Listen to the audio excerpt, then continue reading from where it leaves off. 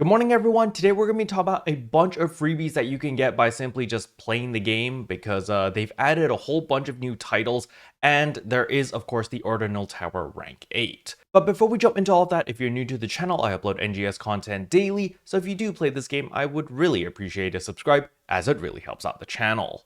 Anyway, without further ado, let's begin the video.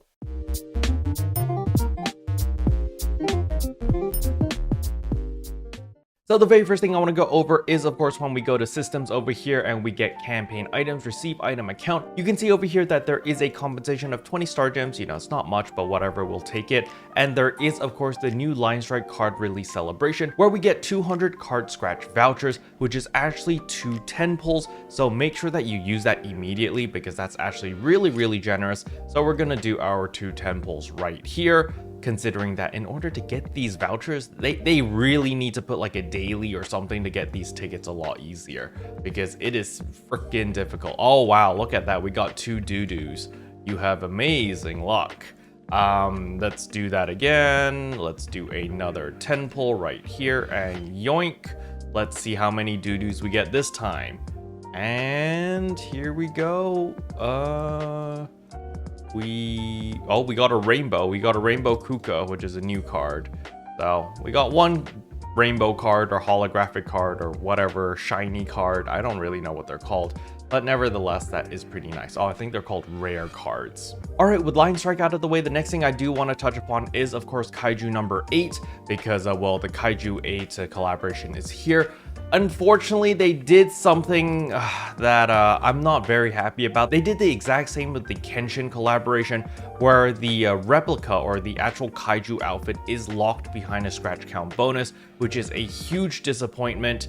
Now, they do give you 2 of them, but you do need to scratch 40 times in order to get the replica, which is of course the actual outfit. Now, it does look pretty dumb on my character, but if you are a type 1 character, it does look pretty badass. Now, the thing that upsets me isn't that it's locked behind the scratch count bonus. That doesn't really upset me that much. The main gripe I have over here is this: not tradable in the personal shop, because there are people that really like Kaiju 8 and they are gonna scratch anyway. But you know, maybe they don't care about the Kaiju 8 replica over here. They don't care about this specific cosmetic item.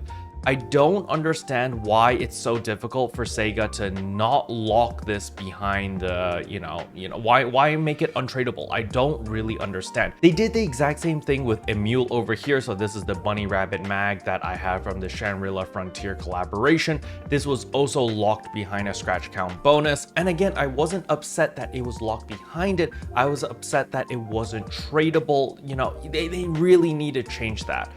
Alright, with that out of the way, the next thing I want to talk about is, of course, Ordinal Tower Rank 8. It is now available. Now, something that, again, I am a little bit upset about is, of course, the secret bosses. For those who didn't know, in Rank 7, there's 3 normal bosses that you can fight. However, there are secret bosses that you can unlock or you can find by, you know, going around the different map and kind of exploring it. You could find out that there are secret bosses and there's secret switches. For example, when you spawn at the very beginning on rank 7, move backwards and you'll notice there's a switch over there. You can click that switch and you unlock the entrance to a different boss. So it's really cool that they had all of these features in rank 7.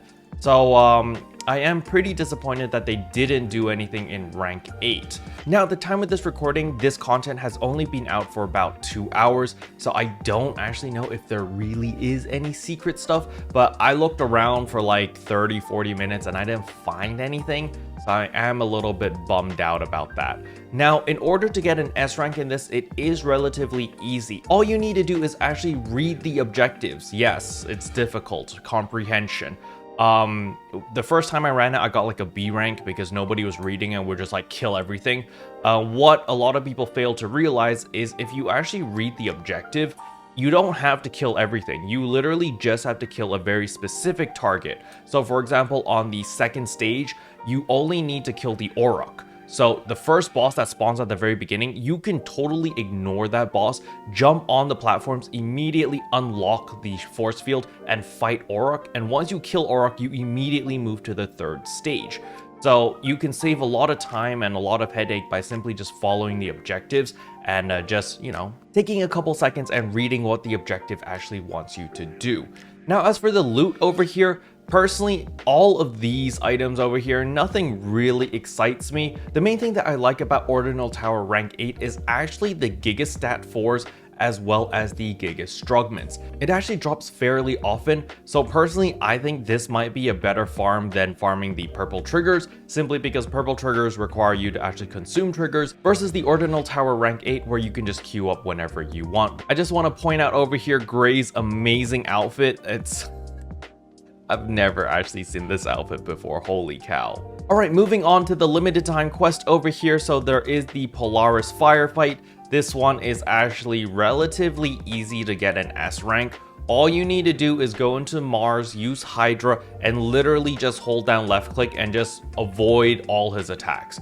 I literally just held down like my A key and I just circle tanked him like A and S, and I just kept moving backwards while strafing, while shooting with Hydra, and I was able to obtain an S rank. I will upload the full clear in tomorrow's video just so that you can see it, but I mean, it's literally brain dead. I just turn on Mars, I hold down left click, and I just move left and right while moving backwards, and then it took me like 6 minutes and it died.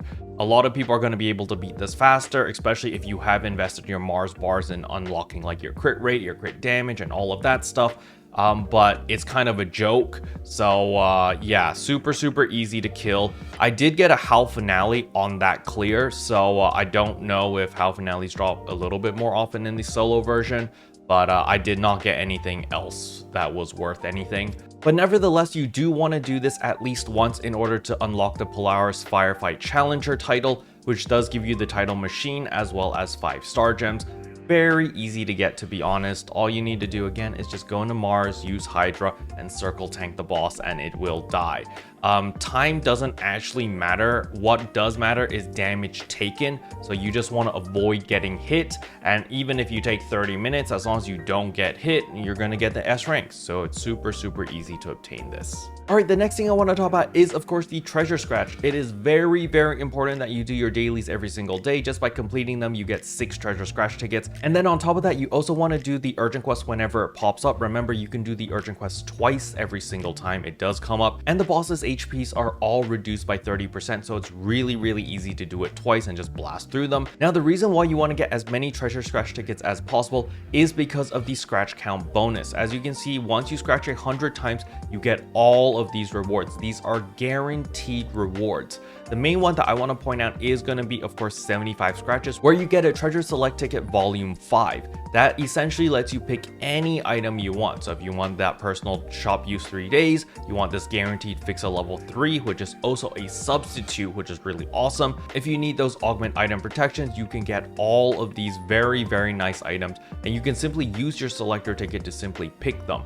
Now, there are some nice items here as well, such as Gigas Mastes, Hal Finale, Gladius Souls, and the percentages aren't too bad. They're actually pretty decent. There's even Grand Dreadkeeper 1s.